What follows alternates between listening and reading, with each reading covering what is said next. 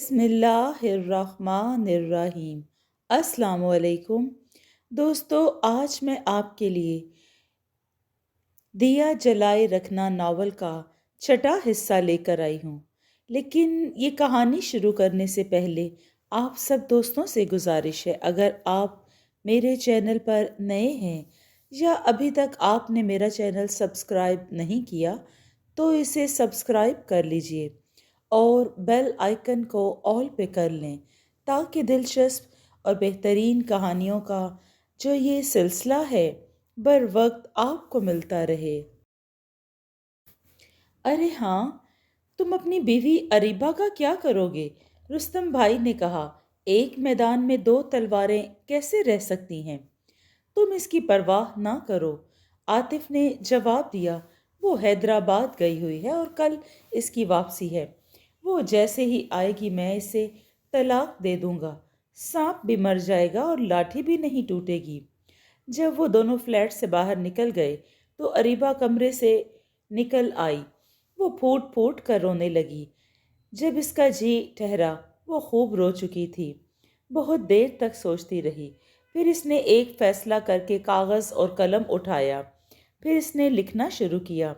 میرے سرتاج، اتفاق کی بات ہے آپ جس وقت رستم بھائی سے فون پہ بات کر رہے تھے میں بڑی خاموشی سے فلیٹ میں داخل ہوئی تاکہ آپ کو سرپرائز کروں، کیونکہ میں نے آپ کی موٹر بائیک پارکنگ میں دیکھ لی تھی، لیکن آپ نے تو مجھے ہی سرپرائز کر دیا۔ میں ٹیلی فون پر آپ کی گفتگو سن چکی تھی۔ میں ساتھ والے کمرے میں چلی گئی۔ اس کے بعد آپ کے دوست رستم بھائی آئے۔ میں نے آپ دونوں کی بھی گفتگو سن لی تھی۔ میری دنیا اندھیر ہو گئی۔ مجھے ایسا لگا جیسے کوئی بجلی سی مجھ پر آن گری ہو۔ آپ کو نیلم مبارک ہو، لیکن مجھے طلاق منظور نہیں، کیونکہ میں ایک عورت ہوں۔ طلاق عورت پر ایک بہت بڑا داغ ہے، ایک بدنما داغ۔ میرے وجود پر ایک تازیانہ ہوگا۔ آپ مجھے طلاق دے کر میرے وجود پر ایک ایسا انگارہ رکھ دینا چاہتے ہیں جو آخری دم تک دہکتا رہے۔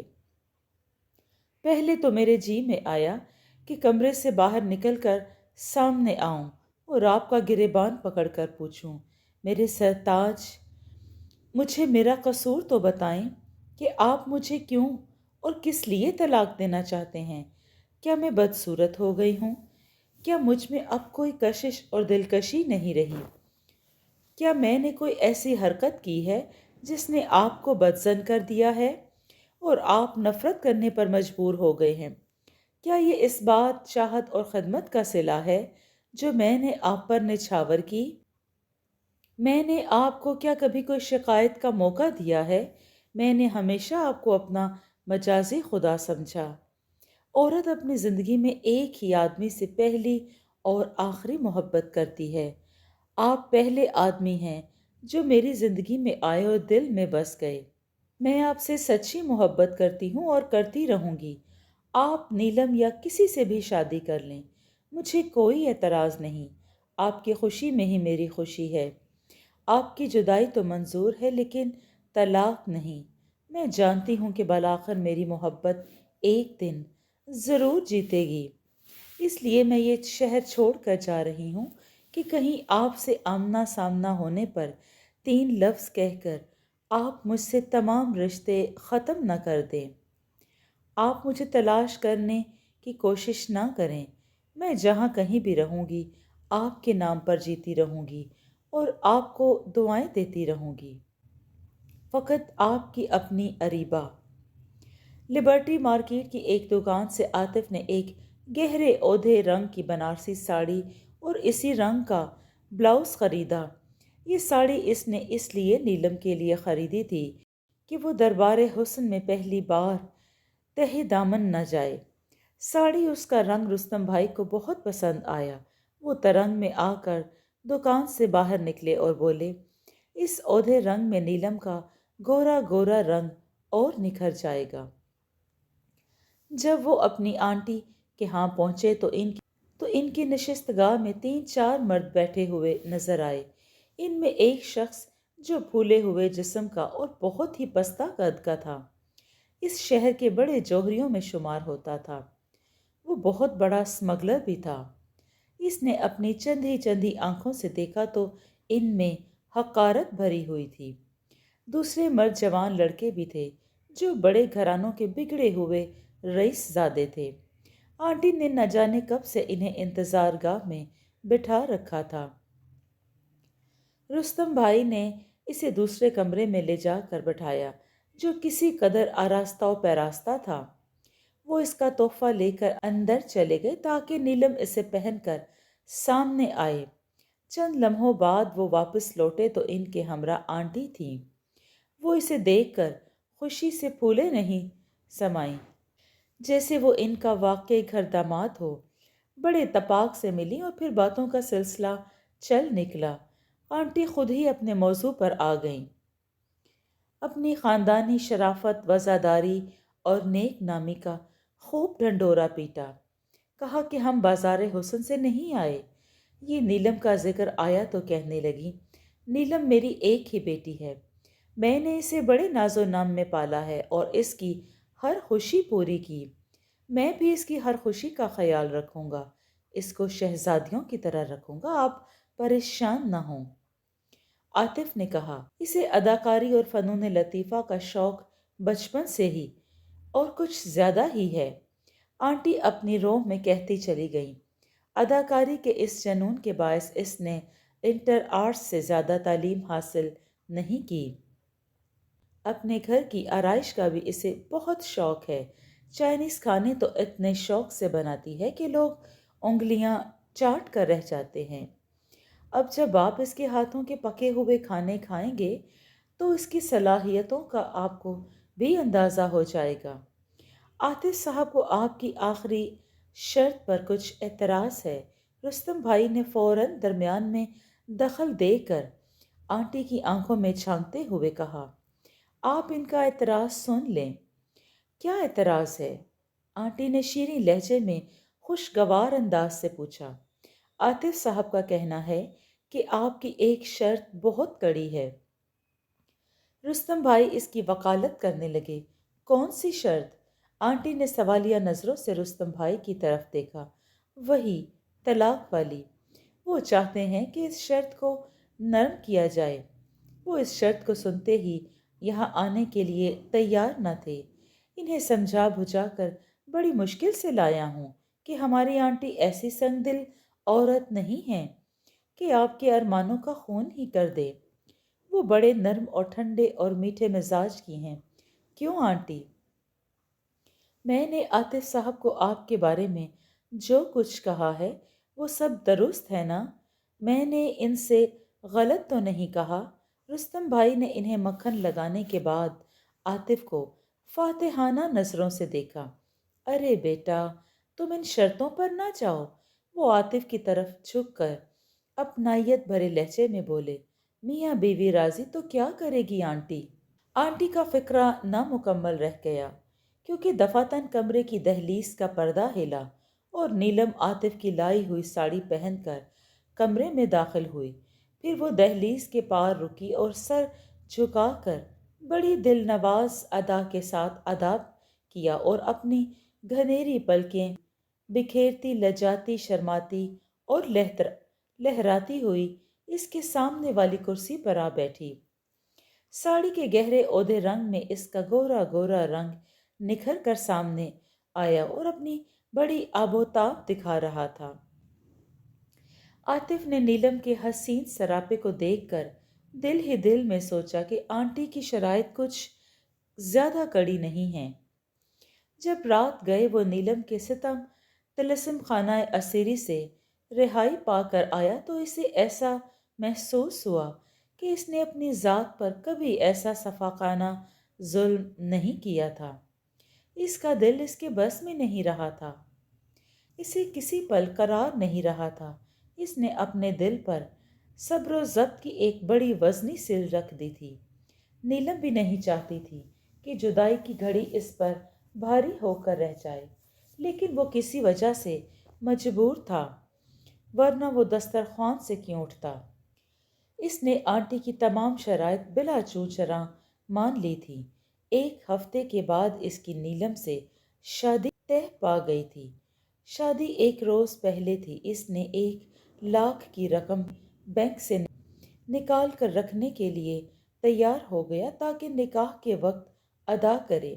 نیلم سے فوری شادی اس لیے نہیں ہو سکتی تھی کہ نیلم کا نیا ڈرامہ قیامت کے روز شو ہو رہے تھے۔ وہ کپڑے بدلنے کے لیے فلیٹ پر آیا تو اریبہ کا لکھا ہوا خط پلنگ کے سرہانے کی میز پر رکھا ہوا تھا۔ اریبہ کا خط پڑھ کر اسے خوشی ہوئی کہ آپ ہی اس سے جان چھوٹ گئی۔ تیسرے دن رستم بھائی آئے تو ان کا چہرہ زرد تھا۔ وہ اپنے دفتر کے کمرے میں بیٹھا ہوا تھا۔ رستم بھائی کو دیکھ کر بری طرح چونک پڑا۔ رستم بھائی نے اسے دفتر کے باہر والے ہوٹل میں لے آئے۔ ویٹر کو چائے کا آرڈر دے کر بولے، اللہ نے آپ کو بال بال لٹنے سے بچا لیا ہے، وہ مجھے بھی آپ کی نظروں میں ذلیل و خوار ہونے سے۔ بات کیا ہے؟ عاطف نے چونک کر پوچھا۔ کیا آنٹی نے میری نیلم سے شادی کرنے سے انکار کر دیا؟ انکار کر دیا ہوتا تو یہ اتنی وعدہ خلاف بات نہ ہوتی، رستم بھائی نے پریشان ہوتے ہوئے بتایا۔ آخر بات کیا ہے، کھل کر بتائیں۔ عاطف نے جذب ہو کر کہا، کیا انہیں دیسی مرغہ مل گیا ہے؟ ہاں، ایسا ہی ہے کہ انہیں ایک مرغہ مل ہی گیا۔ رستم بھائی نے اس بات میں سر ہلایا، یہ دیسی مرغہ ایک سندھی وڈیرا ہے۔ وہ نیلم کی اس سے بھی شادی کر رہی ہیں، یعنی بیک وقت نیلم کے 2 شوہر ہوں گے۔ کیا؟ عاطف حیرت سے اچھل پڑا۔ یہ کیسے ہو سکتا ہے؟ یہ شرعی اور اخلاقی اور قانونی طور پر بھی غلط ہے۔ وہ شادی کے نام پر دونوں ہاتھوں سے دونوں مردوں کو لوٹنا چاہتی ہیں۔ ایک میان میں 2 تلواریں۔ کہیں ایسا تو نہیں کہ اس وڈیرے سے بھی نیلم کی شادی کر کے ہم دونوں کے دن مقرر کر دیں گی؟ بالکل ایسا ہی ہے۔ جس کا دین ایمان صرف پیسہ ہوتا ہے، اس کے نزدیک ہر چیز جائز ہوتی ہے۔ وہ دونوں ہاتھوں سے ہمیں اور اس وڈیرے کو لوٹنا چاہتی ہیں۔ نیلم کے 2 شوہر ہوں گے، ایک تم اور دوسرا وڈیرا۔ وڈیرا دن کا شوہر اور تم رات کے۔ وہ صبح 11 بجے آئے گا اور دوپہر 4 بجے چلا جائے گا، جبکہ تم رات کو آؤ گے جب نیلم سٹیج سے آئے گی، اور پھر بیچ میں کچھ دن ایسے ہوں گے جب اس کا ڈرامہ سٹیج نہیں ہوگا۔ کیا دونوں شوہروں کے ساتھ نیلم زندگی گزارنے کے لیے تیار ہے؟ عاطف نے متعجب لہجے میں پوچھا۔ کیوں نہیں؟ وہ ایک کیا 3-4 شوہروں کے ساتھ بھی زندگی گزارنے کو تیار ہے۔ مجھے آج ہی پتہ چلا ہے کہ نیلم کی ماں نے ایک اعلیٰ افسر سے خفیہ شادی کی ہوئی ہے۔ اس بات کا نیلم اور اس کی دیرینہ ملازمہ کو علم ہے۔ وڈیرا مہر کی رقم 3 لاکھ روپے دے رہا ہے اور ہر ماہ اسے جیب خرچ 50,000 روپے۔ شادی کی پہلی رات منہ دکھائی میں ہیرے کا سیٹ دے رہا ہے۔ آنٹی کا کہنا ہے کہ اگر تم نے وڈیرے سے شادی پر اعتراض کیا تو پھر وہ تمہیں صاف جواب دے دیں گی، کیونکہ اور بھی بہت سے قدردان نیلم سے شادی کے لیے مر رہے ہیں۔ اب تم کیا کہتے ہو؟ نہیں، میں اس صورت میں کسی قیمت پر شادی نہیں کروں گا، عاطف نے کہا۔ آنٹی نے کیا مجھے بے وقوف سمجھ رکھا ہے؟ اسی وقت ویٹر چائے لے آیا۔ جب وہ چائے رکھ کر چلا گیا تو رستم بھائی نے چائے سپ کرنے کے بعد کہا، کرنا بھی نہیں چاہیے، اچھا ہوا جو اس بات کا علم ہو گیا۔ میں گدھ تو نہیں جو مردہ لاش کھاؤں، عاطف نے کہا۔ آنٹی کا اصل چہرہ سامنے آ گیا۔ اب تو ماں بیٹی دونوں ہی چڑیلیں لگ رہی ہیں۔ رستم بھائی، تم نے بر وقت مجھے دلدل میں گرنے سے بچا لیا۔ میں آپ کا پرانا خادم جو ٹھہرا، رستم بھائی نے کہا۔ مجھے خوشی ہے آپ کے کسی کام آ گیا۔ کوئی اور حکم؟ اب میرا فلیٹ کسی نوجوان اور حسین لڑکی کے لیے بےتاب ہو رہا ہے، عاطف نے کہا۔ نیلم کی تلافی ہونی چاہیے۔ کیوں؟ اریبہ کہاں؟ کیا حیدرآباد سے واپس نہیں آئی؟ رستم بھائی نے پوچھا۔ وہ بھی تو کم حسین نہیں ہے۔ عاطف نے رستم بھائی کو اریبہ کے خط کے بارے میں بتایا۔ اریبہ شاید مستقل طور پر حیدرآباد چلی گئی ہے، وہاں اس کے بہت سارے رشتہ دار موجود ہیں۔ میں اس کی تلاش میں نہیں جاؤں گا۔ یہ تو بہت ہی اچھا ہوا کہ میری جان بڑی آسانی سے چھوٹ گئی۔ وہ اتفاق سے کہیں مل گئی تو اسے طلاق دے دوں گا۔ تم عورت کے معاملے میں بڑے خوش نصیب ہو، رستم بھائی بولے۔ تمہاری بنگالی لڑکیوں کے بارے میں کیا خیال ہے؟ میں نے زلف بنگال کی تعریف تو بہت سنی ہے، عاطف نے کہا۔ یہ جو بنگالی لڑکیاں عورتیں گھروں میں ماسی کا کام کرتی ہیں، مجھے وہ کبھی پسند نہیں آئیں۔ میرے ہاں بھی ایک نوجوان ملازمہ کام کرتی ہے، لیکن اس میں کشش نہیں ہے۔ اصل میں بات یہ ہے کہ جو بنگالی لڑکیوں اور عورتوں کی کھیپ بردہ فروش غیر قانونی طور پر بنگلہ دیش سے سرحد پار کروا کر لاتے ہیں، ان میں نوجوان اور بہت حسین بھی ہوتی ہیں۔ وڈیرے زمیندار اور مال پیسے والے انہیں خرید کر لے جاتے ہیں۔ کل ہی ایک کھیپ بنگلہ دیش سے آئی ہوئی ہے۔ اس میں 14 برس سے لے کر 24-25 سال برس کی لڑکیاں اور عورتیں بھی ہیں۔ ان میں 2-3 تو بہت حسین ہیں۔ آپ بھی اسی وقت چل کر سودا کر لیں۔ یہ برائے فروخت ہیں، شادی کریں یا نہ کریں، اس سے گروہ کے سرغنہ کو کوئی غرض نہیں۔ اسے صرف مال کے بدلے مال چاہیے۔ میں تو بیاہ کر ہی لے آؤں گا، عاطف نے کہا۔ اسے کل کو پولیس نے کوئی چھاپا مارا تو جان تو چھڑوا سکوں گا، اور وہ میرے ہاں سے بھاگ کر دارالمان چلی گئی تو اپنا بچاؤ کیسے کروں گا؟ تم خواہ مخواہ پریشان ہو رہے ہو، رستم بھائی نے اسے دلاسا دیا۔ تم نے جن 3 لڑکیوں کو طلاق دی، انہوں نے تمہارے خلاف کیا کر لیا؟ اور پھر تم پولیس کو جانتے ہو، ان میں کالی بھیڑیں ہیں، ان کی مٹھی گرم کرنے سے غیر قانونی قانونی بن جاتا ہے۔ رستم بھائی نے اسے اپنے ساتھ لے کر موسیٰ کالونی پہنچے۔ کالو میاں کا گھر اس کالونی میں سب سے بڑا تھا۔ رستم بھائی اور کالو میاں کی پرانی واقفیت تھی۔ رستم بھائی شکار پھانس کر اس کے ہاں لے جاتے۔ کالو میاں نے ان دونوں کو ایک بڑے کمرے میں جا کر بٹھایا۔ ان کی مشروبات سے تواضع کی گئی اور رسمی باتیں ہوتی رہیں۔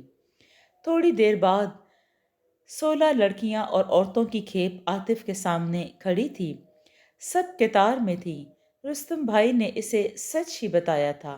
اس کھیپ میں 14 برس کی عمر سے لے کر 25 برس کی عمر تک کی لڑکیاں موجود تھیں۔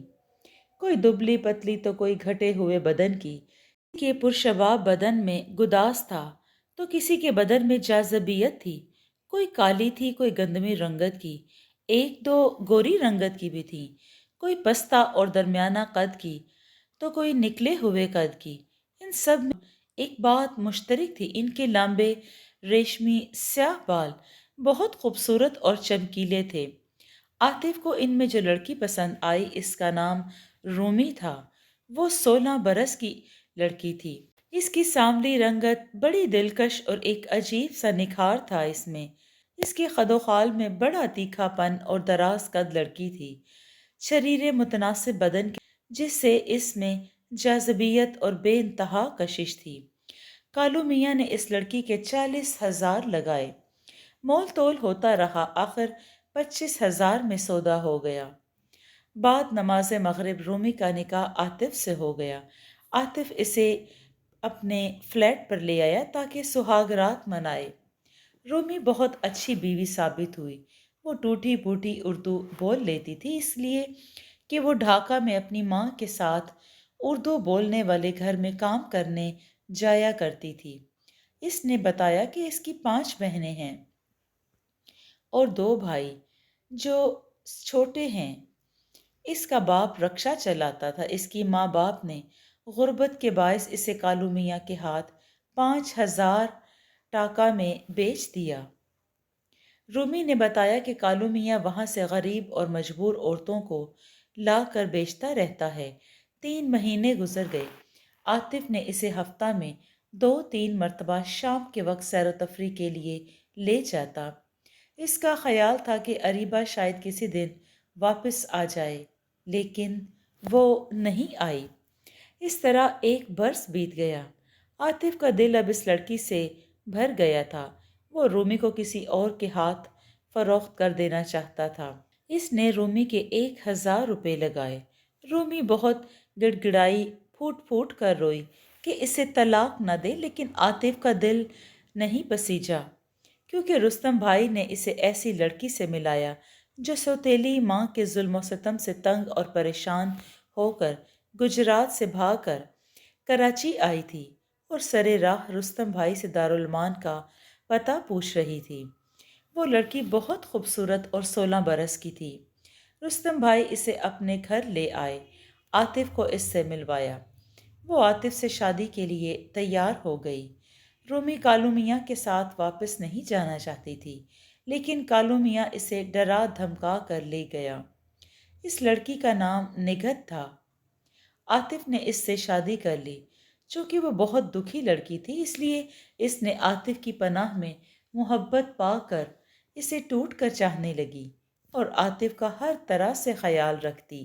ایک روز عاطف ایک پارٹی سے 10,000 کی رقم بطور رشوت لے کر فلیٹ جا رہا تھا۔ جس وقت ایک سنسان گلی سے گزر ہو رہا تھا، تب اس نے ایک مردانہ آواز سنی، بچاؤ بچاؤ۔ گلی اندھیری تھی۔ اس نے آواز سے اندازہ لگایا کہ جو شخص مدد کے لیے چلا رہا ہے وہ بوڑھا شخص معلوم ہوتا ہے۔ نیم اندھیرے میں اس نے دیکھا 3 مسلح بدماشوں نے ایک بوڑھے شخص کو نرغے میں لیا ہوا ہے۔ اس نے بوڑھے کی مدد کرنے کا فیصلہ کر لیا، اپنی موٹر سائیکل تیزی سے اس کی طرف بڑھا دی۔ لو بھائی، ایک اور شکار آ گیا۔ لگتا ہے کہ اس کے پاس اس بڈھے سے زیادہ رقم ہوگی۔ اس بوڑھے شخص نے، جو ایک بدماش کی گرفت میں تھا اور جس کے گلے کے نیچے چاقو کی نوک رکھی تھی، اس نے کہا، میرے پاس 1,000 کی رقم ہے، وہ لے لو اور مجھے جانے دو۔ مجھے جان سے نہ مارو۔ تم پہلے ہی راہ راست پر آ جاتے تو اس کی نوبت نہ آتی۔ تم نے اپنا اور ہمارا وقت ضائع کیا۔ اب تم کہتے ہو؟ تیسرے بدمعاش نے عاطف کی نظروں کے سامنے چاقو لہراتے ہوئے کہا، بہتر ہے تم ان بزرگ کو جانے دو اور ان کی رقم نہ چھینو۔ عاطف نے کہا، میرے پاس 10,000 کی رقم ہے، مگر میں تم جیسے حرامیوں کو ہرگز نہیں دوں گا، کیونکہ یہ سب تمہارے باپ کا مال نہیں ہے۔ لگتا ہے کہ تم اپنی موت کو دعوت دے رہے ہو۔ ایک بدمعاش اس کی طرف بڑھتے ہوئے غرایا، اگر تم نے 10,000 کی رقم نہیں دی تو ہم تم دونوں کو موت کی نیند سلا دیں گے۔ 1 منٹ۔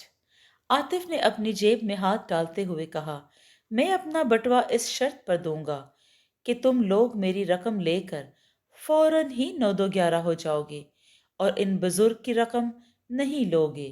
کیوں نہیں لیں گے؟ دوسرا بدمعاش اکڑ کر بولا، 1,000 کی رقم کم نہیں ہوتی۔ کسی کے پاس 150 روپے بھی ہو تو ہم وہ بھی لے لیتے ہیں۔ عاطف کا ہاتھ جب جیب سے باہر آیا تو اس کے ہاتھ میں پستول چمک رہا تھا۔ پستول دیکھ کر ان تینوں بدماشوں کے اوسان خطا ہو گئے۔ عاطف نے ایک پل کی بھی تاخیر نہیں کی۔ اس نے فوراً ہی آگے بڑھ کر بدماش کے چاقو والے ہاتھ پر ایک لات رسید کی تو چاقو اس کے ہاتھ سے چھوٹ کر زمین پر گر گیا۔ اس سے پہلے کہ وہ سنبھلتا کہ عاطف نے اسے عقب سے دبوچ لیا، اس کی کن پٹی پر پستول کی نال رکھ کر کرخت لہجے میں پوچھا، اپنے دوستوں سے کہو بڑے میاں کو چھوڑ دیں اور اپنا چاقو پھینک دیں۔ دوسرے ساتھی سے بھی کہو کہ یہ تینوں ایسا کریں، ورنہ میں تم سب کو بھون دوں گا۔ اس نے اگر بزرگ کو نقصان پہنچایا تو بچ تو تم بھی نہیں سکو گے۔ اس بدمعاش نے اپنے ساتھیوں سے کہا، چاقو پھینک دو ورنہ یہ مار ڈالے گا۔ اس بوڑھے کو بھی چھوڑ دو۔ دونوں بدمعاشوں نے اپنے اپنے چاقو پھینک دیے، پھر اس بوڑھے شخص کو گرفت سے آزاد کر دیا۔ اب تم تینوں ناک کی سیدھ میں تیزی سے دوڑ لگاؤ، خبردار تم میں سے کسی نے بھی پلٹ کر دیکھا۔ وہ تینوں ایسے بھاگے کہ جسے ابھی فائر ہونے والا ہو۔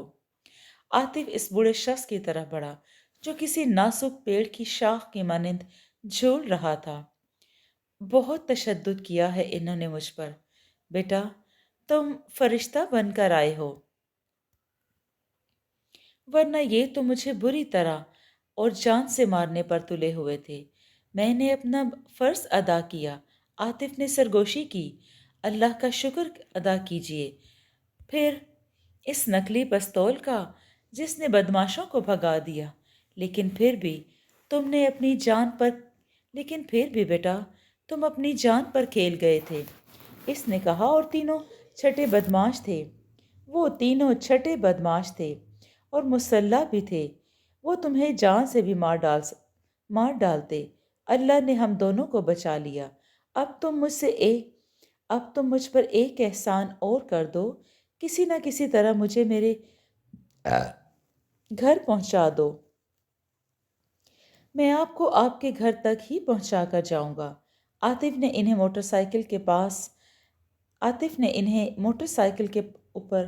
मोटरसाइकिल पर बैठने का कहा और स्टार्ट कर दी। इस शख्स का घर ज़्यादा दूर न था, चंद लम्हों में आ गया। आतिफ ने जब इससे मकान के बार आतिफ ने जब इन्हें मकान के सामने उतारा और जाने लगा तो वो बोले, नहीं बेटा, मैं तुम्हें ऐसे नहीं जाने दूंगा। तुम चाय पी कर जाओगे। आतिफ उनकी जिद के आगे खामोश हो गया। पहली दस्तक पर ही दरवाज़ा खुल गया कि जैसे कोई पहले से इंतज़ार में था। ये 2 कमरों का क्वार्टर था। 80 गज के रकबे पर बना हुआ था। घर और इनकी बुदोबाश से ये जाहिर होता था कि एक मतवसत घर है। वो इसे बिठाकर अंदर कमरे में चले गए। कमरे की दहलीज पर वो पर्दा पर्दा लहरा रहा था। वो एक मुनासिब से दरमियाने कमरे में बैठा था। इस बात से घर की औरतों के सुघड़पन, नफासत और सलीके का अंदाज़ा हो रहा था। वो बड़े मियाँ थोड़ी देर बाद अंदर आए और सामने वाली कुर्सी पर बैठ गए। इस नशिस्तगाह में एक आम किस्म का सोफ़ा और एक तपाई थी। एक कोने में एक छोटी सी मेज़ भी थी जिस पर ख़वातीन के रसाले और डाइजेस्ट रखे हुए थे। मेरा नाम आरिफ खान है, उन्होंने अपना तारुफ करवाया। मैं एक रिटायर्ड सरकारी मुलाजिम हूँ, किराए के मकान में रहता हूँ। मेरा नाम आतिफ अहमद है, इसने अपना तारुफ करवाया। मैं भी एक सरकारी मुलाजिम हूँ, कौम की खिदमत करता रहता हूँ। आतिफ को बराबर वाले कमरे में कदमों की चाप सुनाई दी। दहलीज पर पड़ा हुआ पर्दा हटा। एक नौजवान लड़की हाथ में ट्रे उठाए हुए अंदर दाखिल हुई, जिसमें 2 कप चाय, बिस्किट और ग्लास रखे थे। आतिफ ने इस लड़की को देखा तो चौंक पड़ा। ऐसे लगा जैसे 14वीं का चांद इस कमरे में उतर आया हो। वो सरपा सफ़ेद बुराक थी। सर पर सफ़ेद दुपट्टा था। स्याह घनेरी पलकें, गहरी गहरी बड़ी स्याह सितारा आंखें, जिसमें डूब जाए भी तो पता न चले। सुर्ख सफ़ेद रंगत, तीखे तीखे खदो खाल इसकी आंखों से होकर इसके दिल पर नक्श हो गए। आतिफ की ज़िंदगी में जितनी भी लड़कियां आईं, अरीबा, नीलम और निगत आई थीं, इनकी तस्वीरें मांद पड़ गई थीं। सतवां नाक, सुर्ख गदास भरे भरे होंठ, कमल जैसे रुखसार पुरशिकवा अजीब बहार देता था। यूं लगता था जैसे कुदरत ने इसे फुर्सत से नूर के सांचे में ढाल कर बनाया हो। वो मशहूर होकर इसे देखता रहा और दुनिया माफिया की खबर ना रही थी। ना इस बात का एहसास रहा था कि लड़की का बाप करीब ही बैठा है। आदाब, लड़की ने सर को जुम्बिश देकर कहा तो आतिफ को लगा कि इसकी आवाज़ भी इसी की तरह खूबसूरत है। वो एकदम से लड़की के शहर से निकल आया। आरिफ खान ने आतिफ की तरफ देखते हुए कहा, आतिफ बेटे, ये मेरी बेटी भी है और बेटा भी। इसका नाम सना बेटी, आप आतिफ साहब हैं जिन्होंने मुझे जान पर खेल कर गुंडों से बचाया।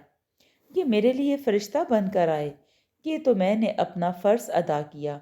आतिफ ने ये कहने के बहाने सना का चेहरा अपनी नज़रों में جذب کرتے ہوئے کہا۔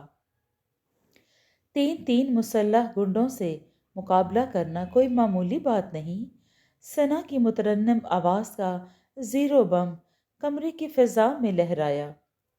آپ نے میرے ابو جان کی جان بچا کر نہ صرف ابو پر بلکہ مجھ پر بھی بہت بڑا احسان کیا ہے۔ میری دنیا تو اندھیر ہو جاتی اگر خدا نخواستہ ابو جان کو کچھ ہو جاتا۔ سچ پوچھئے، آپ کے اس احسان کا شکریہ ادا کرنے کے لیے میرے پاس الفاظ نہیں ہیں، اور یہ ایسا احسان ہے کہ اتارا نہیں جا سکتا۔ اللہ آپ کو اس کا اجر و ثواب دے۔ وہ جتنی دیر بیٹھا رہا، ثنا بیٹھی باتیں کرتی رہی۔ ثنا نے بتایا کہ وہ صبح کے ٹائم کسی ایک جگہ پر جاب کرتی ہے اور 4 بجے بیوٹی پارلر جاتی ہے۔ وہ وہاں پر بھی جاب کرتی ہے۔ جب گھر آیا تو رات کے 12 بج رہے تھے۔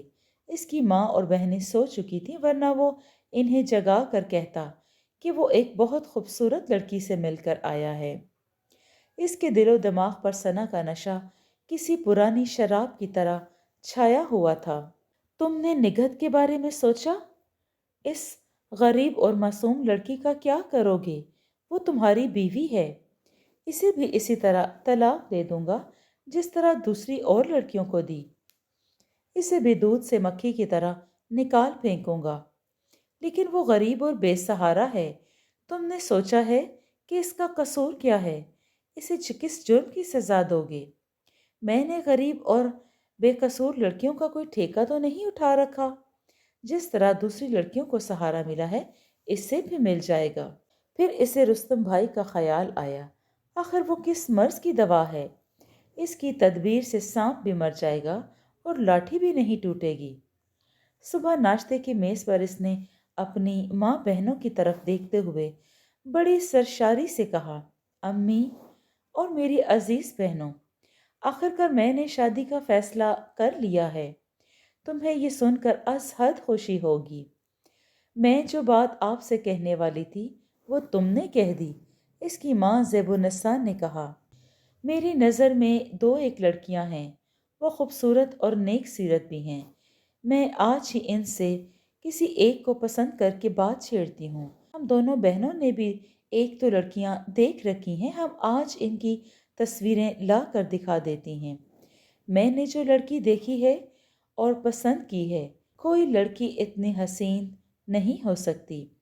عاطف نے کہا، میرا یہ خیال ہے کہ تم دونوں اور امی آج شام جا کر اس لڑکی کو دیکھ آؤ۔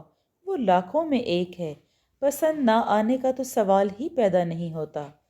وہ لڑکی کون ہے جس کی اتنی تعریف کی جا رہی ہے؟ نجمہ نے تجسس سے کہا، آپ نے پہلے کیوں نہیں بتایا؟ پھر عاطف نے رات کا واقعہ انہیں کسی قدر تفصیل سے بتایا۔ زیب النساء اپنی دونوں بیٹیوں کو لے کر عارف خان کے ہاں پہنچی۔ اتفاق سے گھر پر باپ بیٹی دونوں موجود تھے۔ عاطف نے دور سے ان کا گھر بتا دیا تھا اور گھر آ کر ماں بیٹیوں کا انتظار کرنے لگا۔ دروازہ ثنا نے کھولا۔ زیب النساء، سیدہ اور نجمہ نے دیکھا تو وہ دیکھتی کی دیکھتی رہ گئیں۔ 1.5 گھنٹے کے بعد جب ماں بہنیں گھر پہنچی تو عاطف بڑی بے چینی سے ان کا منتظر تھا۔ کیا ثنا پسند آئی؟ ان کے گھر میں قدم رکھتے ہی عاطف کا پہلا سوال تھا۔